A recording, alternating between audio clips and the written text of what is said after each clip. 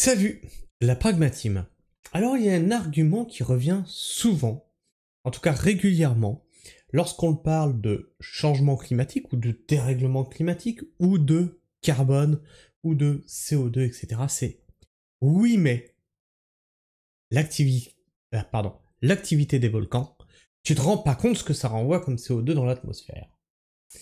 Et bien comme d'habitude, je ne prends pas vos remarques par-dessus la jambe, je les prends au sérieux, et comme d'habitude, quand un argument revient régulièrement, eh bien on le traite. Ça a été le cas si la France échangeait de l'eau contre du pétrole, on l'a traité. Ça a été le cas du changement climatique qui est cyclique, on l'a traité. Ça a été le cas pour le Groenland, qui était soi-disant avant le pays vert. Ça a été le cas pour au Moyen-Âge, il faisait plus chaud. Tout ça, on l'a traité sur la chaîne. Hein. Donc aujourd'hui, on va traiter de l'activité volcanique. Change-t-elle réellement quelque chose au climat et a-t-elle un impact supérieur aux activités humaines sur le climat? Changement climatique. Le volcanisme a-t-il un impact supérieur aux activités humaines? Alors, une publication sur les réseaux sociaux met en avant les rejets massifs de gaz à effet de serre causés par les éruptions volcaniques. Alors déjà, ça c'est un truc, c'est marrant parce que, avec la modération, on le voit ça. Hein. Quand il y a quelque chose qui revient d'un seul coup, qui revient tout de suite en masse, on sait qu'il y a un gourou derrière ou que ça a été entendu quelque part. C'est l'effet perroquet en fait. Vous avez vu quelque chose qui confirme votre biais, et vous le répétez, sans l'avoir vérifié. Juste, vous le répétez. Et on a souvent des trucs comme ça qui viennent, c'est cyclique. Il y a un truc qui a été propagé sur les réseaux, paf, ça tombe sur la chaîne, dis donc. Et vous avez tous le même argument, qui est cassable en deux. Leur intensité rendrait anecdotique les efforts menés pour limiter les conséquences des activités humaines telles que l'élevage. Des arguments trompeurs si les volcans entraînent bien des rejets de dioxyde de carbone ou de soufre.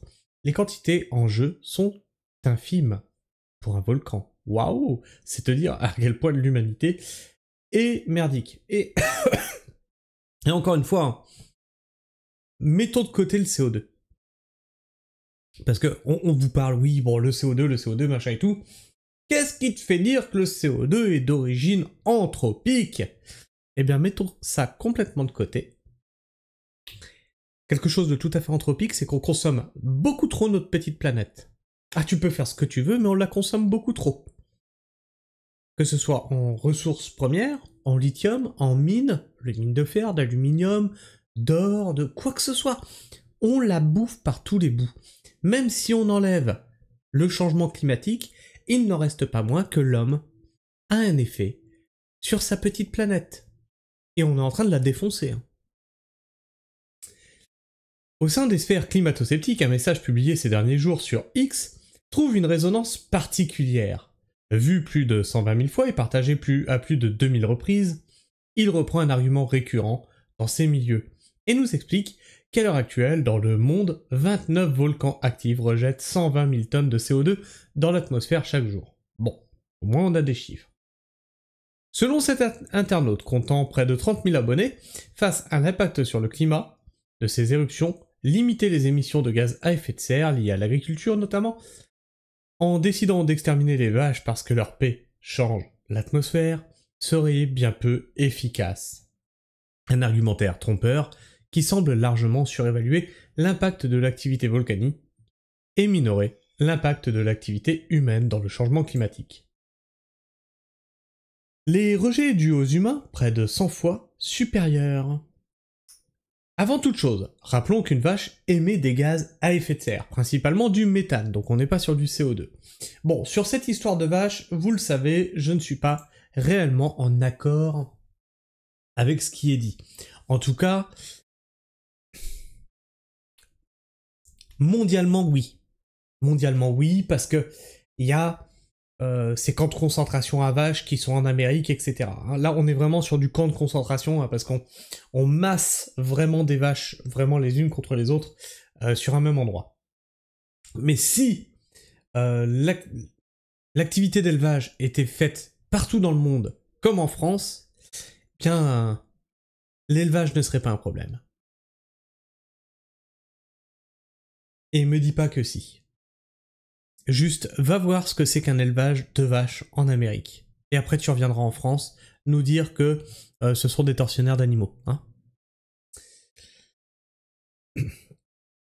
Avant toute chose, rappelons qu'une vache émet des gaz à effet de serre, principalement du méthane. Donc c'est pour ça que je suis pas pour. Hein. Je suis pas pour cette théorie-là, parce que je vois ce que les agriculteurs français font et ils travaillent correctement.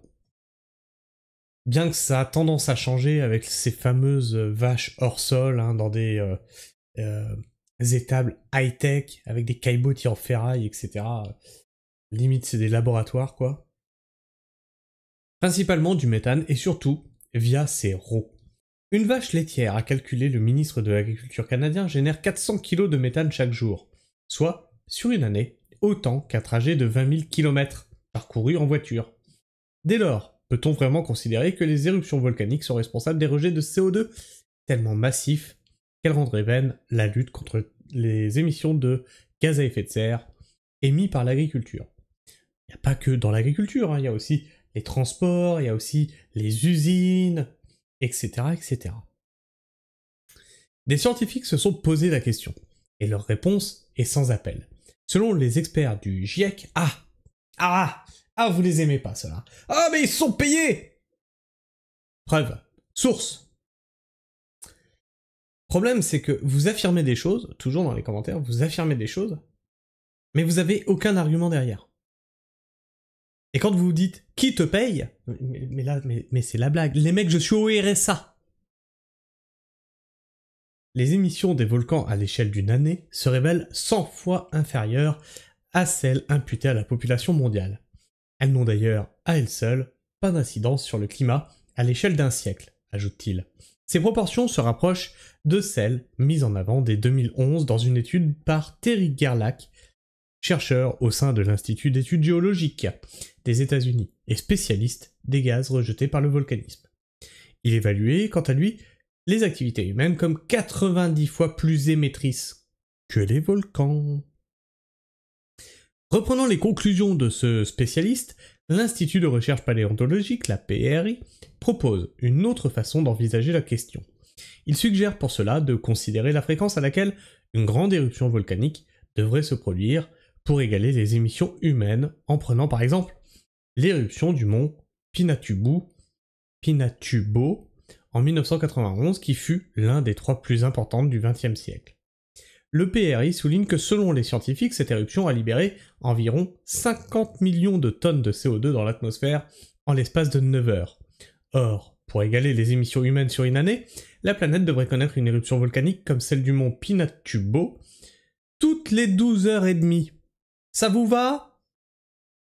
Ça vous va comme chiffre? Là, c'est des chiffres. On a pris des chiffres hein, depuis le début. Tout est là. Vous aurez l'article dans la description. Le problème, c'est que quand on vous donne un argument qui permet de vous rassurer et de surtout ne rien changer à votre petite vie confortable, vous le prenez pour vous confirmer dans vos biais et dans votre déni. Mais quand on prend les chiffres, ça ne va plus. Donc, il faudrait qu'une éruption volcanique, comme celle-là, une des plus grosses, toutes les 12 heures et demie. 2 fois par jour, quoi.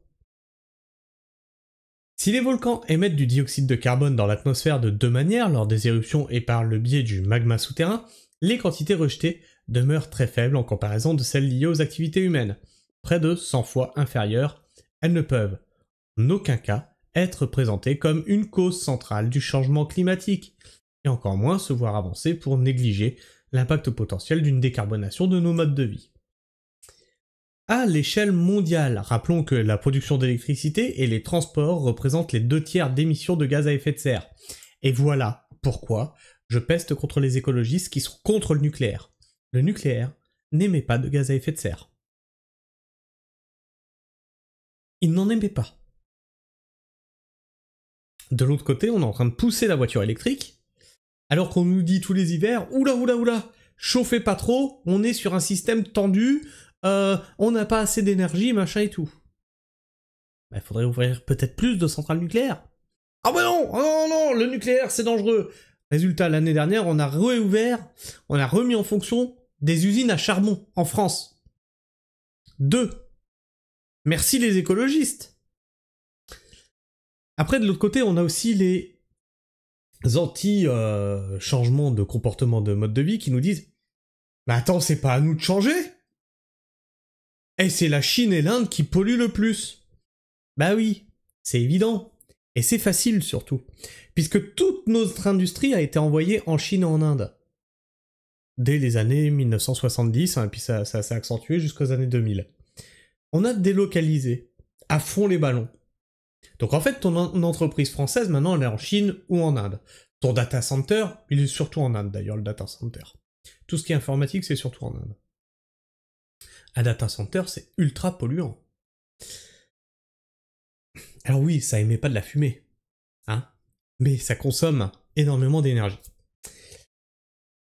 Et donc, tu te dis, bah attends, le territoire français, ça va, on pollue pas. D'accord. Maintenant, on va faire un autre exercice. C'est-à-dire qu'on va prendre en compte tout ce que tu importes, son coût carbone, c'est-à-dire son coût de fabrication réel. Parce que certes, il n'a pas été fabriqué sur le territoire, mais tu en as besoin. Donc il faut le faire venir. En plus de sa fabrication, il faut y ajouter le transport. Et bien si on fait ça, ben on est plus polluant en France. On est plus polluant. Du fait d'avoir dégagé nos usines, on rajoute en plus le transport par-dessus.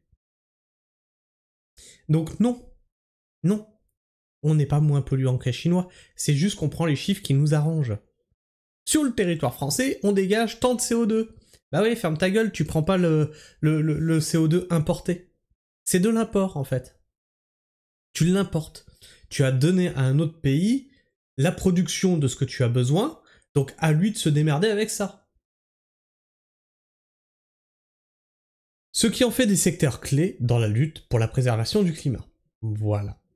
Donc, voilà le petit bilan de nos amis climato-sceptiques qui prennent les volcans comme seul impact sur le dérèglement climatique pour ne surtout pas qu'on touche à leurs petits privilèges et à leur petit confort. Il ne faudrait surtout rien changer à ce mode de vie qui est le leur, très confortable.